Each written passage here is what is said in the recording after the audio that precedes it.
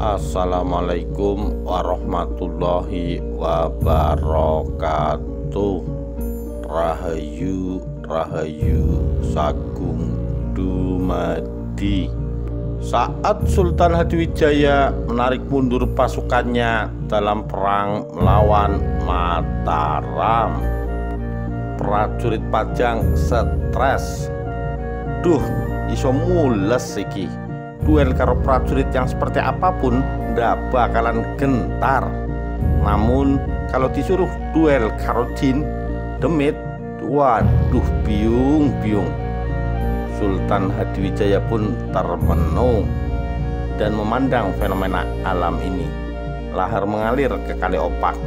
Akhirnya ia pun memahami apa makna dibalik semua ini. Namun tidak demikian dengan Adipati Tuban. Ia terlihat semakin gemas akan keadaan hal ini.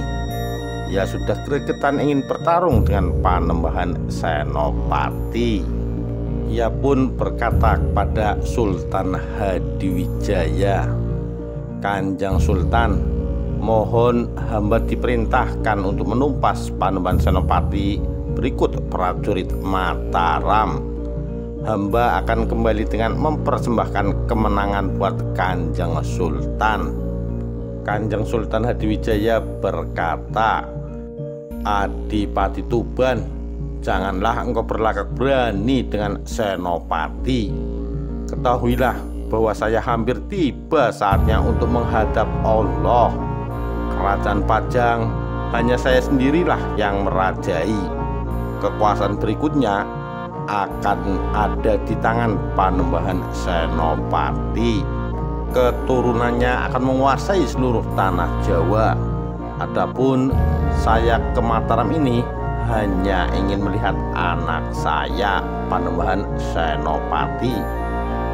Panembahan Senopati diangkat sebagai anak angkat oleh Sultan Hadiwijaya. "Karena saya rindu anak saya. Ketahuilah bahwa Senopati tidak mungkin berani melawan saya. Aku adalah ayah angkatnya, raja yang ia hormati, dan guru yang mengajarkan ia berbagai kesaktian. Suara tantangannya bukanlah dari lubuk hatinya. Jelas sekali aku rasakan." Sultan Hadiwijaya pun melanjutkan perkataannya, "Kemurkaan alam yang kita dapati ini sesungguhnya pertanda yang nyata bagiku bahwa kita tidak akan bisa mengalahkan Mataram. Jadi sebaiknya kita urungkan saja niat untuk mengempur Mataram. Lebih baik kita kembali ke Pajang daripada tetap memaksakan menyerbu. Seluruh kekuatan Pajang pasti akan musnah, diterjang oleh pasukan Mataram." Kembali Adipati Tuban seperti mengampet kemarahan yang amat sangat. Tapi apa daya, kehendak Sultan Hadiwijaya ingin mundur dan kembali ke Pajang. Akhirnya Sultan Hadiwijaya memerintahkan pasukan Pajang untuk mundur dan kembali ke Pajang. Kabar mundurnya pasukan Pajang disambut gembira oleh Ki Juru Mertani. Ia tak henti-hentinya bersyukur kepada Allah yang bisa menyelesaikan masalah yang pelik ini dengan cara yang luar biasa. Tidak terbayang apa jadinya jika benar-benar pasukan Pajang menyerang pasukan Mataram.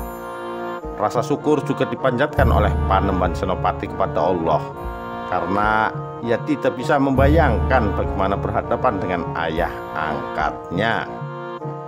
Di tengah perjalanan, Sultan Hadiwijaya selalu teringat kepada Panembahan Senopati.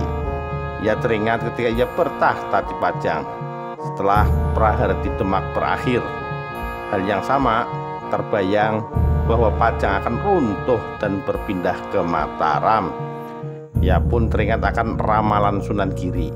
Tidak akan ada kekuatan apapun yang bisa menandingi ketetapan yang telah digariskan Gusti Allah. Dalam perjalanan pulang, ia mampir di Dusun Tembayat untuk berziarah ke makam Sunan Tembayat. Namun anehnya, pintu gerbang makam tidak bisa dibuka oleh Sultan Hadiwijaya. Ia pun menanyakan kepada juru kunci, kenapa pintu gerbang makam tidak dapat didorong. Sang juru kunci pun berkata, kiranya Kanjeng Sultan tidak diperkenankan lagi menjadi raja oleh Allah. Itulah pertanda pintu makam tidak dapat didorong. Ia pun merasa terharu. Ia pun akan menanti hari-hari ke depan untuk menghadap kepada Allah. Ia pun tertidur di luar makam, dan begitu nikmat tidurnya, dan ia merasakan tidur yang paling indah dalam hidupnya. Demikian kisah Sultan Hadiwijaya menarik mundur pasukannya dalam perang melawan Mataram. Sekian, terima kasih. Wassalamualaikum warahmatullahi wabarakatuh. Rahayu, Rahayu Sagung Dumadi.